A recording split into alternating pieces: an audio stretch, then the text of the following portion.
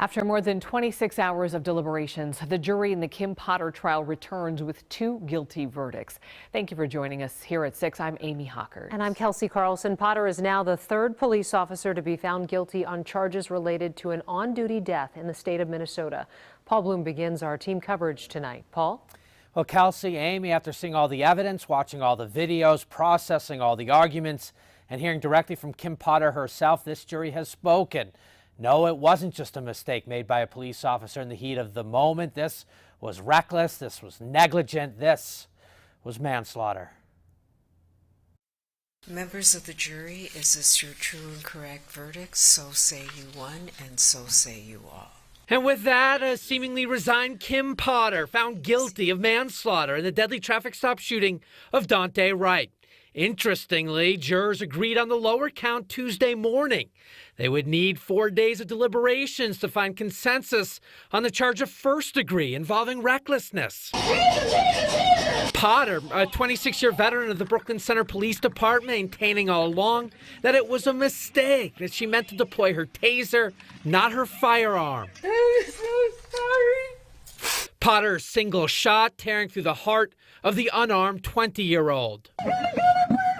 Her defense had also argued under the circumstances with a non-compliant Wright apparently attempting to flee arrest, Potter was authorized in that moment to use deadly force.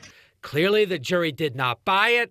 Attorney General Keith Ellison, who spearheaded the prosecution, with a direct message to law enforcement across the state as they process the stunning verdict. We hold you in high regard, and we also hold you to high standards. We don't want you to be discouraged. Your community respects and appreciates you. We want you to uphold the highest ideals of our society and ideals of safety.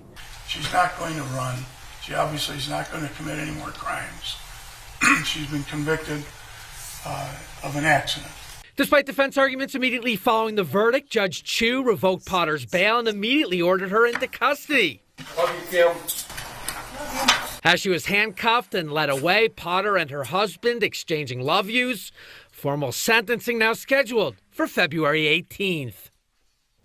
And so, Paul, you mentioned sentencing. What do we expect as it relates to sentencing in this case? Well, still a couple months to go, Amy, but a defendant convicted of first-degree manslaughter with no prior criminal history would typically expect a 7+ year prison sentence, but the state has vowed to argue for an upward departure because of the violation of public trust as a police officer. The defense countering that she was found guilty, you heard Earl Grey say, of an accident and should face less than the typical 7 years.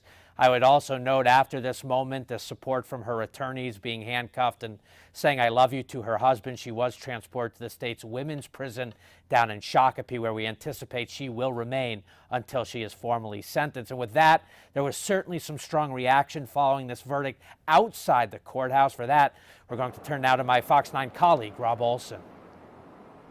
Yeah, Paul, all quiet down here outside the Hennepin County Government Center this evening, but this afternoon, very noisy. Chants and then cheers. The crowd here, activists and supporters of Daunte Wright and his family, began gathering around 1 as word that the verdict was coming. And then at that moment, very, very quiet as the judge's words were played over a loudspeaker. Here is that reaction.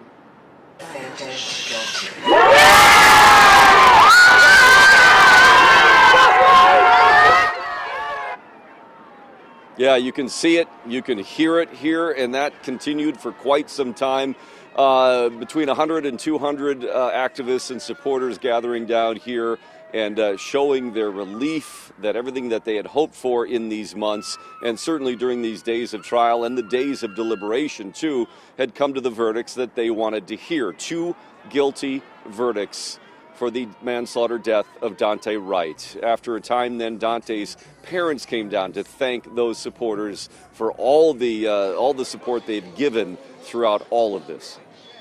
We love you, we appreciate you, and honestly, we could not have done it without you. Also, I would like to say thank you to people for the people, because we couldn't have done it without you guys. The love, the support is what kept us going.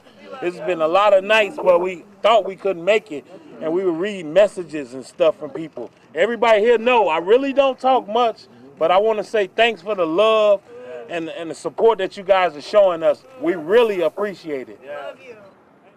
Yeah, a lot of strong emotions coming from the family and coming from those who had gathered down here.